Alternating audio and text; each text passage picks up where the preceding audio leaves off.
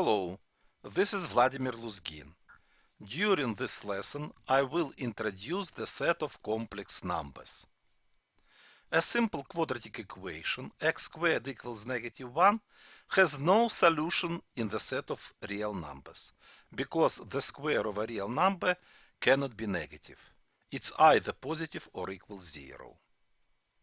In order to be able to solve this equation, mathematicians have introduced the number I with the following property: the square of number I equals -1. This number I is called the imaginary unit. Using usual laws for exponents, we can calculate the powers of I to the power of 0 is 1, the same as in the set of real numbers. I to the power of 1 is I. According to the definition of I squared equals -1. How to find I cube? I cube is the product of I squared and I squared is -1. -1 times I would be -I. I to the power of 4 is the product of I squared and I squared. Since I squared equals -1, the result would be +1. Using the fact that I to the power of 4 equals 1, we can evaluate the powers of I, which exponent is greater than 4. I to the power of 5, it's I to the power of 4 times I. I to the power of 4 is 1, 1 times I is I. I to the power of 6 is I to the power of 4 times I squared. I to the power of 4 is 1, I squared is -1, the product is -1. I to the power of 7 is I to the power of 4 times I cube. I to the power of 4 is 1, and I cube, we know this is -I. 1 times negative minus I is -I. I to the power of 8 is I to the power of 4 times I to the power of 4 would be 1 times 1 equals 1. So you can see that if the exponent is divisible by 4, I to the power of this exponent is always 1. If the exponent is not divisible by 4, then find the remainder which this exponent gives when being divided by 4. For example, I to the power of 7 would be the same as I cube, because 7 gives remainder 3 when divided by 4. Now let us see how we can evaluate I to the power of 88 minus I to the power of 22. Since 88 is divisible by 4, we can write that it is I to the power of 4 to the power of 22. And I to the power of 22 is I to the power of 20, 20 is divisible by 4, times I squared. I to the power of 4 is 1, I to the power of 20 is I to the power of 4 to the power of 5, and I squared equals -1. 1 to the power of 22 is 1, I to the power of 4 is 1 to the power of 5 still 1, times -1. We get 1 plus 1 equals 2. Now we can introduce complex numbers.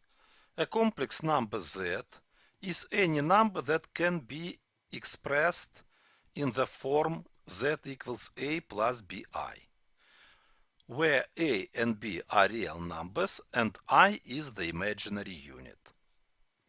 In the complex number z equals a plus bi, a is called the real part and b is called the imaginary part of the complex number. If a equals 0, then real part of z would be absent and z would be equal to bi. So if a equals 0, the number is called a pure imaginary number, because real part is absent. If b equals 0, then imaginary part would be absent, and z would be just a real number a.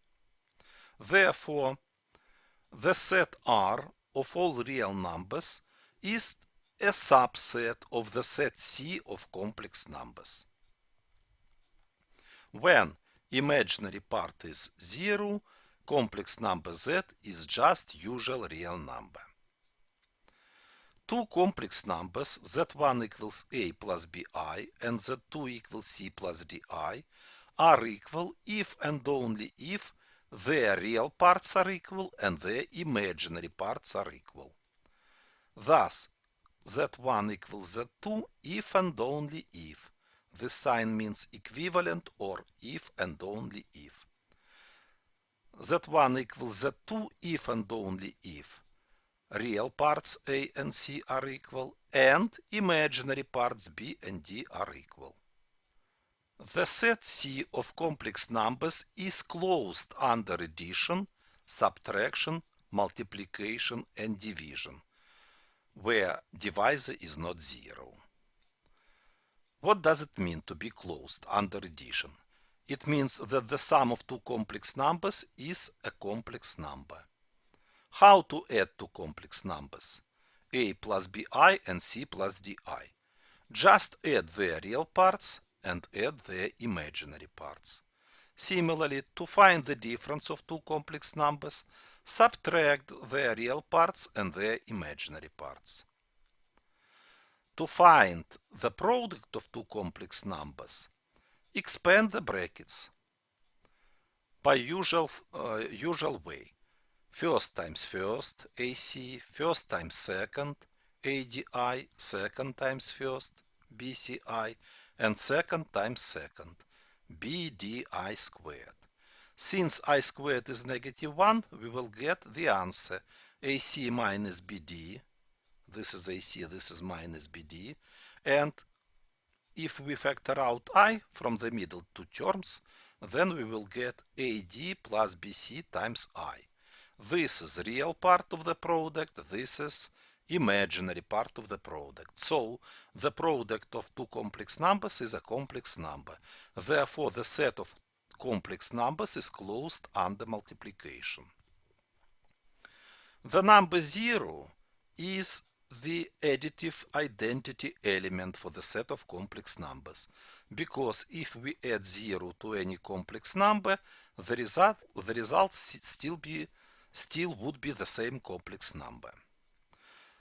The number 1 is called the multiplicative identity element for the set of complex numbers, because the product of 1 and any complex number is just this complex number.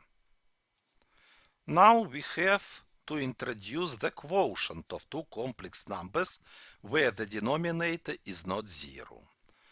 First of all, if we have a complex number Z equals A plus BI, then the complex number Z with bar equals A minus BI is called the conjugate of Z. Why the conjugate is so important?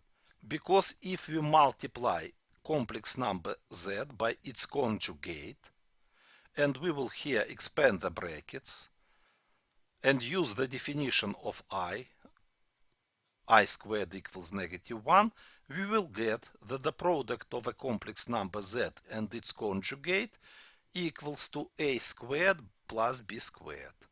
So the square of the real part plus the square of the imaginary part. The absolute value, or you sometimes call it modulus or magnitude of a complex number Z, is square root of A squared plus B squared. This is modulus or absolute value of complex number Z.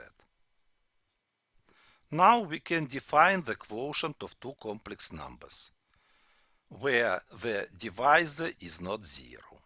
In order to divide complex number A plus BI by complex number C plus DI, multiply numerator and denominator by the conjugate of the denominator, by C minus DI.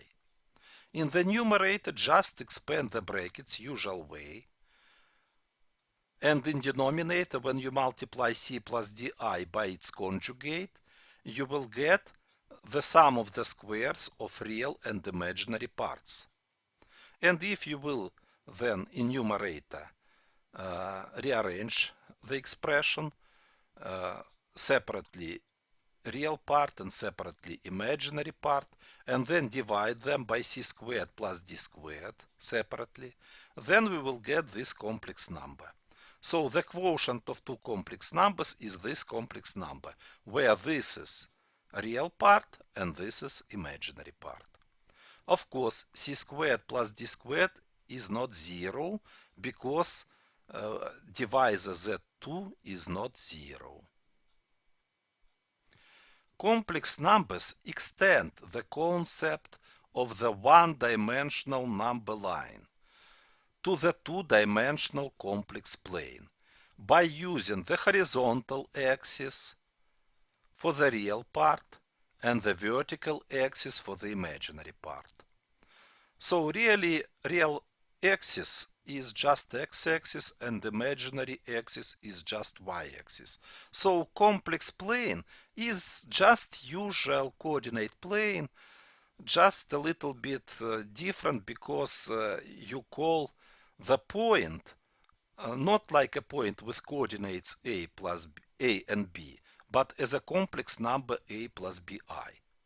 And complex number you can represent as this point with coordinates a and b, or as a vector with a tail in the origin and the head in this point with coordinates a and b.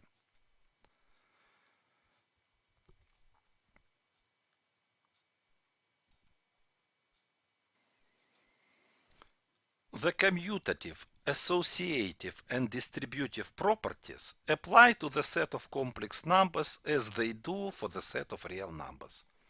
For example, addition of complex numbers and multiplication of complex numbers, both of them are commutative. It means that z1 plus z2 equals z2 plus z1, and z1 times z2 equals z2 times z1. Addition and multiplication are associative.